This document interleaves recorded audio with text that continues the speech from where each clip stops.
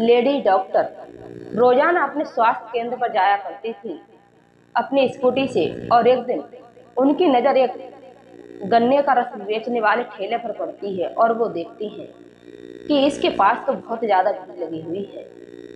फिर वो वहां रुकती तो नहीं है, सीधा अपने स्वास्थ्य केंद्र पर चली जाती है और वहां जाकर अपने कंप्यूटर को अपने पास बुलाती हैं और उससे पूछती हैं कि ये बताओ, इस ठेले के पास इतनी भीड़ क्यों रहती है। कंप्यूटर अपनी मैडम के लिए बताता है कि मैडम, इसके पास इसलिए भीड़ रहती है क्योंकि ये बहुत ही अच्छा गन्ने का रस बनाता है और इसीलिए इसके पास इतनी भीड़ जमा रहती है। फिर लेडी डॉक्टर ने अपने कंप्यूटर से कहती है कि आज मुझे भी एक गिलास लेकर आओ, मैं भी पीकर देखती हूँ।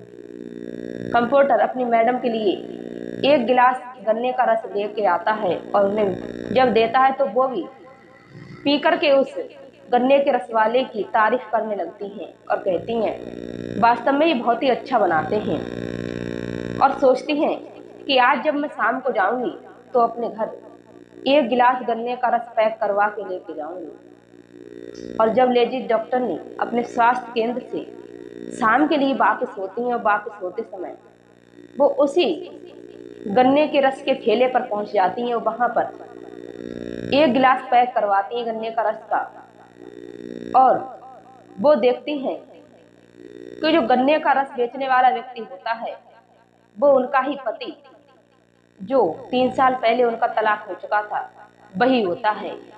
अब वो जो गन्ने का रस बेचने वाला व्यक्ति होता है वो तो डॉक्टरनी के लिए नहीं पहचान पाता है क्योंकि डॉक्टरनी के चेहरे पर मास्क लगा हुआ था, लेकिन लेडी डॉक्टरनी जो होती हैं वो अपने पति को पहचान लेती हैं और उनके पति को देखकर उनके रोंगटे खड़े हो जाते हैं। वो हैरत में पड़ जाती हैं, बिल्कुल सन्न हो जाती हैं।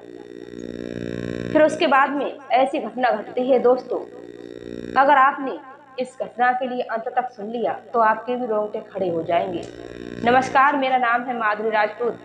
आज सभी का मेरे नए एपिसोड में फिर से स्वागत है। दोस्तों, आज की ये सच्ची घटना है। एक कानपुर में एक गांव पड़ता है, उसके पास में उस गांव में सियाराम नाम के एक व्यक्ति रहते थे। उनकी पत्नी थी और उनका एक बेटा था जिसका नाम राजेश था। ये 3 लोग एक ही परिवार में रहते थे और तीनों लोगों का परिवार बड़े ही अच्छे से चल रहा था। इनकी जिंदगी में किसी प्रकार का कोई दुख नहीं था।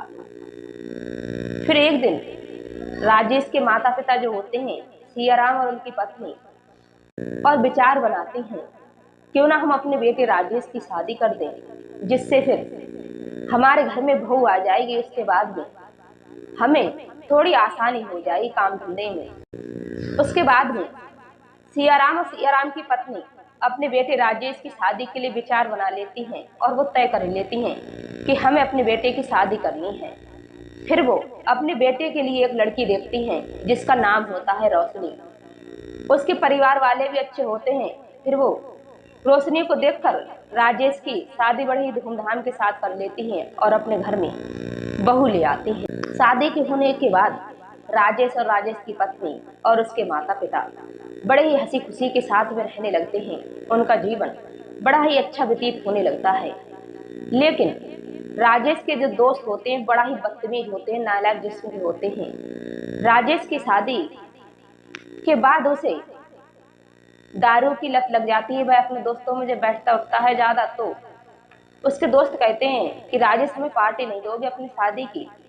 फिर वो उन्हीं लोगों में पड़ के दारू पीने लग जाता है और उसकी लत इतनी लग जाती है कि वो बिना दारू के रह ही नहीं पाता है। राजेश जब अपने घर शाम को वापस आया करता था अपने दोस्तों के साथ बैठकर, तब वो केवल नशे में धुत आया करता था। और उसके बाद में उसकी पत्नी उससे इतना चिढ़ जाती थी, इतना गुस्सा होती थी, उसे बहुत समझाने की कोशिश करती थी, लेकिन राजेश अपनी पत्नी की एक भी बात नहीं सुनता है।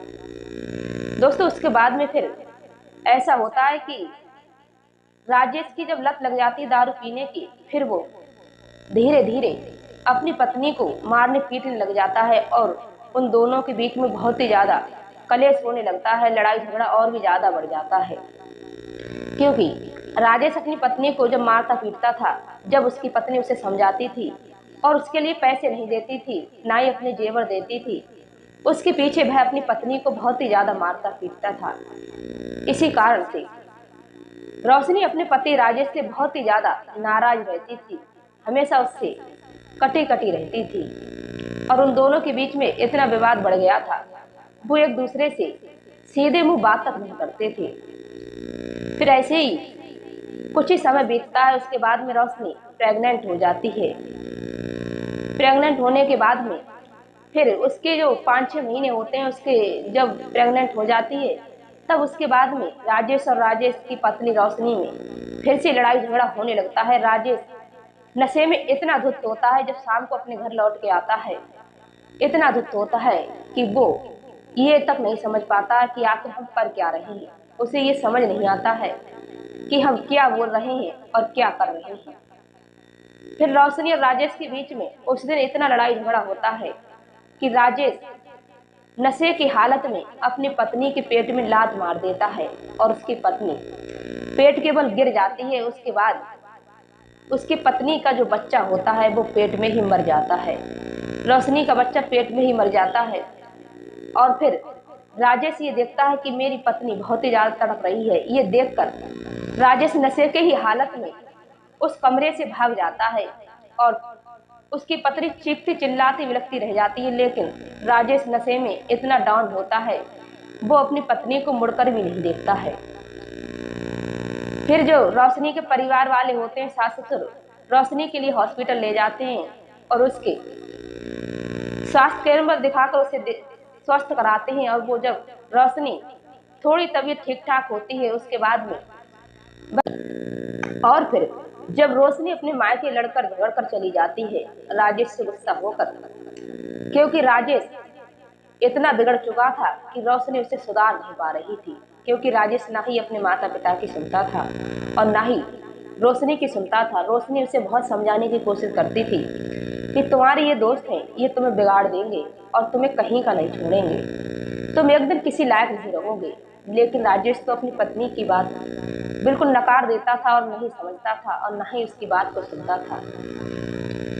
इसी कारण से रोशनी गुस्सा होकर अपने मायके चली जाती है और मायके जाने के बाद में वह 1-2 महीने वहां रहती है। उसके बाद अपने मायके वालों से अपने पति को राजेश को फोन करवाती है, कॉल करवाती है और जब उसके मायके वाले उसे समझाने की कोशिश करते हैं तो राजेश इतना चिढ़ जाता था और एक दिन गुस्से में बोला मुझे रोशनी को रखना नहीं है, मैं इससे तलाक लेना चाहता हूँ। अब इसके साथ भी मेरा जीवन नहीं कटेगा, क्योंकि मेरी इससे एक मिनट के लिए नहीं बनती है और ना ही मेरी कभी बनेगी। फिर रोशनी के घर वाले तलाक के लिए तैयार हो जाते हैं और वो राजेश से रोशनी का तलाक करवा देते हैं। लेकिन रोशनी तलाक के बाद अपनी पढ़ाई जारी कर लेती है और वह स्टडी करने लग जाती है। और एक दिन वो फिर रोशनी पढ़ाई करने में लग जाती है और वो डिग्री डॉक्टर की करती है और एक दिन रोशनी अच्छी खासी डॉक्टरनी बन जाती है। और जब वह लेडी डॉक्टर बन जाती है और फिर जॉब के लिए अप्लाई करती है, तब उसे अच्छी खासी जॉब में मिल जाती है, जिसमें उसे बहुत ही अच्छे पैसे मिलने लगते हैं। और इधर राजेश रोशनी से तलाक के बाद तो इतना बिगड़ चुका था कि उसके माता पिता भी अपनी बहू रोशनी की याद में तड़प तड़प के मर जाते हैं और राजेश अकेला हो जाता है। उसके बाद में वह अपनी जमीन, घर, सारे कारोबार प्रॉपर्टी बेचने लगता है और दारू ही जुए में नशे में उड़ा देता है। और एक दिन राजेश बिल्कुल भिखारी जैसा हो जाता है, उसके पास कुछ भी नहीं रहता है। फिर एक जो दोस्त होता है उसमें थोड़ी बहुत समझ होती है, वो राजेश के लिए समझाता है और कहता है, सोचता है कि इसके पास कुछ भी नहीं रहा है, ये अपना जीवन कैसे चलाएगा। फिर राजेश के लिए उसका दोस्त सोनू सलाह देता है कि ऐसा करो, मैं गन्ने का रस का ठेला लगाता हूँ, अगर तुम चाहो तो ये काम कर सकते हो, क्योंकि मुझे इस काम के अलावा और कोई काम नहीं आता है। फिर राजेश का सोनू ये गन्ने का रस का ठेला लगवा देता है और राजेश उसी ठेले पर गन्ने के रस का जूस का काम करने लग जाता है और वह अच्छे खासे पैसे भी कमाने लगता था। फिर उसके बाद में राजेश अच्छे खासे पैसे भी कमाने लगा था और धीरे धीरे अपने जीवन को व्यतीत कर रहा था, जैसे कमा धमाकर अपना गुजारा कर रहा था। और राजेश ठेला उसी जगह पर लगाता था जहां पर उसकी पत्नी जो तलाकशुदा थी रोशनी, उसकी जो ड्यूटी लगी थी स्वास्थ्य केंद्र पर, उसी के सामने राजेश अपना गन्ने का रस का ठेला लगाया करता था। लेकिन ये बात तो ना ही रोशनी को पता थी और ना ही राजेश को पता थी कि हमारी पत्नी यहाँ जॉब करने आती थी, कि हमारी पत्नी यहाँ पर जॉब करने आती है। एक दिन रोशनी स्वास्थ्य केंद्र के लिए ड्यूटी के लिए निकल ही रही थी। फिर वो जब स्वास्थ्य केंद्र के पास पहुंचती है, निकट पहुंचती है और देखती है यहाँ जो गन्ने के ठेले वाला है, इसके पास तो बहुत ज्यादा भीड़ है, बहुत लोग इकट्ठे हैं। रोशनी अपनी ड्यूटी करने के लिए स्वास्थ्य केंद्र के लिए तैयार होकर अपनी स्कूटी से जा ही रही थी। फिर वो वहां जाकर देखती है, जब स्वास्थ्य केंद्र के पास पहुंचती है और देखती है कि उसके सामने एक ठेला लगा हुआ है और उस पे बहुत ही ज्यादा भीड़ इकट्ठी हुई है, बहुत ही ज्यादा लोग जमा हैं। और वह सोचती है आखिर ये हो क्या रहा है, इतने सारे लोग जमा क्यों हैं, इस ठेले पर ऐसा क्या बिक रहा है। उसके बाद भी वो वहां रुकती तो नहीं है और अपनी स्कूटी चालू करती है, सीधी अपने स्वास्थ्य केंद्र क्लिनिक पर अपने केबिन में पहुंचकर बैठ जाती है और अपने कंप्यूटर के लिए अपने पास बुलाती है और कहती है राहुल यहाँ आओ। फिर वो भागकर अपनी मैडम के पास आता है, रोशनी के कैबिन में आता है। तब वह पूछती है कि ये बताओ, ये हमारे स्वास्थ्य केंद्र के सामने जो ठेला लगा है, किस बात का ठेला लगा है, इस पे ऐसा क्या बिक रहा है जो लोगों की इतनी भीड़ लगी हुई है। फिर राहुल अपनी मैडम के लिए बताता है कि मैडम, यहाँ पर एक व्यक्ति है जो गन्ने का रस का ठेला लगाता है और ये बहुत ही अच्छा गन्ने का रस बनाता है, इसीलिए इसके पास इतनी भीड़ इकट्ठी रहती है। फिर रोशनी अपने कंप्यूटर राहुल से कहती है आज एक गिलास हमें भी पिलाओ, हमें भी लाकर दो, हम भी देखें आखिर कितना अच्छा बनाता है। रोशनी जब अपने कंप्यूटर से एक गिलास गन्ने का रस मंगाती है, तब वो भी पीकर उस गन्ने वाले रस वाले व्यक्ति की तारीफ करने लगती है और कहती है वास्तव में ये जूस वाले बहुत ही अच्छा गन्ने का जूस बनाते हैं, बहुत ही स्वादिष्ट लगा और बहुत ही ठंडा है। उसके बाद में रोशनी विचार बनाती है आज हम जब शाम के लिए घर जाएंगे तो हम भी एक गिलास घर के लिए गन्ने का रस पैक करवा के लेके जाएंगे। जब रोशनी अपने स्वास्थ्य केंद्र से केबिन से बाहर निकलती है तो वो पूरे डॉक्टरनी लेडी डॉक्टरनी के वेशभूषा में होती है। वह डॉक्टरनी वाली एप्रन पहने होती है और मुंह पर मास्क लगाए होती है, पूरी तैयारी के साथ वो होती है। तो अपनी स्कूटी से सवार होकर जो अपने स्वास्थ्य केंद्र से बाहर निकलती है, तब उसी गन्ने के रस के ठेले पर जाके पहुंच जाती है और वहां जाकर पहुंचती है तो देखती है कि ये तो मेरा पति राजेश है, जिससे मेरा 3 साल पहले तलाक हो चुका था।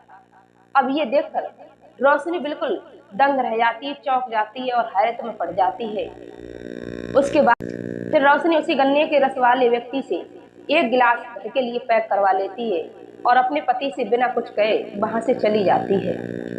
फिर जब दूसरा दिन होता है, दूसरे दिन ही सुबह होती है, रोशनी फिर से तैयार होकर अपने स्वास्थ्य केंद्र पर आती है। वहां आकर अपने कंप्यूटर से कैबिन में बैठकर उसी व्यक्ति को अपने कैबिन में बुलवाती है, कहती है राहुल जाओ, जो गन्ने का रस का ठेला लगाता है उस व्यक्ति के लिए हमारे पास लेकर आओ। फिर रोशनी राजेश के लिए अपने पास बुलवा लेती है और उसे बिठाल कर उससे बात करने के बारे में सोचती है। फिर राजेश आकर रोशनी के कैबिन में आकर बैठता है तो रोशनी राजेश से पूछती है अरे तुम्हारी ऐसी हालत कैसे हो गई, तुम तो अच्छे खासे जमीन वाले थे, पैसे वाले थे, और बताओ तुम्हारे माता पिता कैसे हैं। फिर राजेश अपनी पत्नी से कहता है कि माता पिता की कुछ मत पूछो, और इतना कहकर राजेश रोने लगता है, अपने पत्नी के सामने हाथ जोड़कर बैठ जाता है और कहता है माता पिता के बारे में एक भी बात मत पूछो, तुम्हारी याद करते करते मम्मी पापा भी गुजर गए, वो खत्म हो गए। फिर रोशनी को इस बात का बहुत दुख होता है, कहती है और बताओ तुम्हारा क्या चल रहा है। फिर राजेश कहता है जो भी है अब तुम्हारे सामने है, मेरे पास कुछ भी नहीं है। शायद तुम मुझे सही समझाती थी, लेकिन मैंने तुम्हारी एक भी बात नहीं मानी और आज मैं पछता रहा हूँ। मैं अपने यार दोस्तों में पढ़कर बहुत ही बिगड़ चुका था और इसी कारण से मैंने अपनी सारी जमीन, घर, सब कुछ बेच दिया और दारू जुए में उड़ा दिया। अब मैं बिल्कुल खाली हो गया हूँ, मेरे पास कुछ भी नहीं है।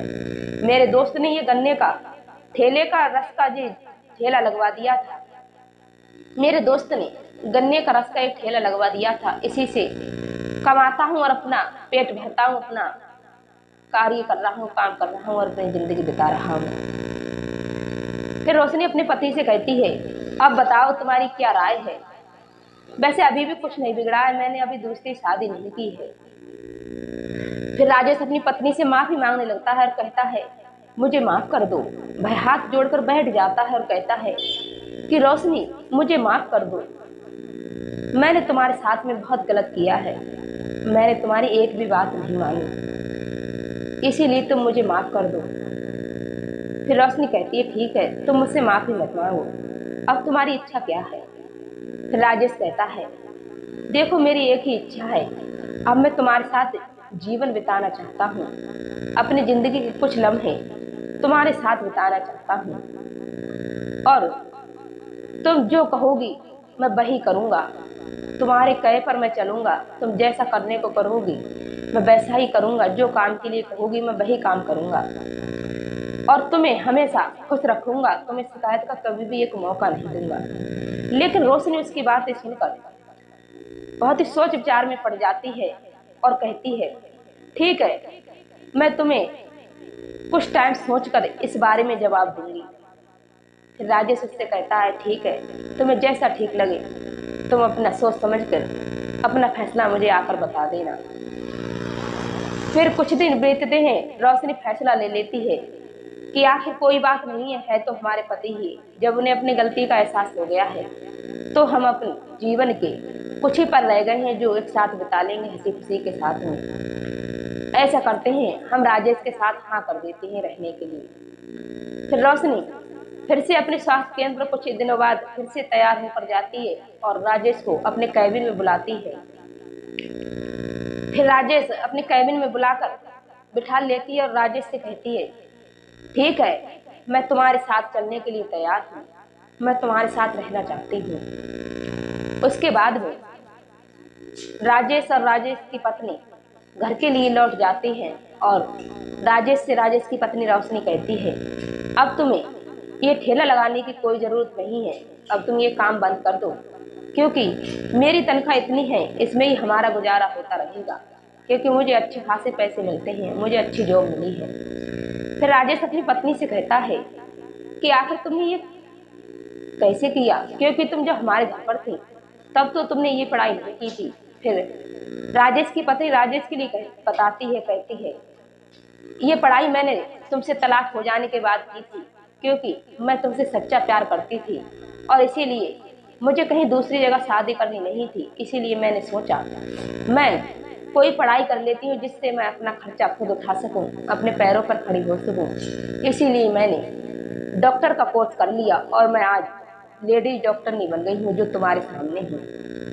राजेश कहता है, ठीक है, आखिर तुमने कुछ तो किया, तुम तो अपनी जिंदगी में आगे बढ़ गई, तरक्की कर ली, लेकिन मैं तो पीछे ही हटता चला गया और मैंने यार दोस्तों में पढ़कर अपना सारा कुछ बर्बाद कर दिया और मैं आज कहीं का नहीं रहा, आज मेरे पास कुछ भी नहीं है।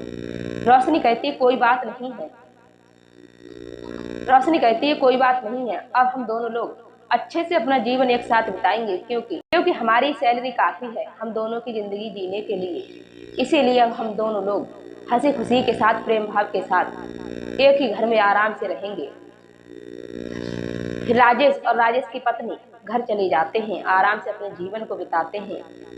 दोस्तों, राजेश की पत्नी ने, रोशनी ने क्या राजेश का साथ देकर सही किया या गलत किया, ये कमेंट में हमें अपनी राय अवश्य दे सकते हैं।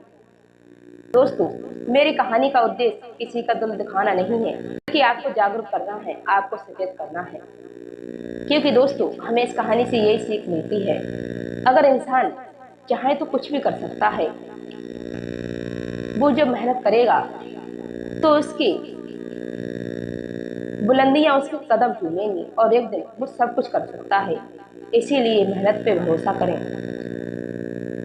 मिलते हैं ऐसे ही किसी सच्ची घटना के साथ किसी नए एपिसोड में। तब तक के लिए अपने घर परिवार के साथ सतर्क रहें, खुश रहें। जय हिंद, जय भारत।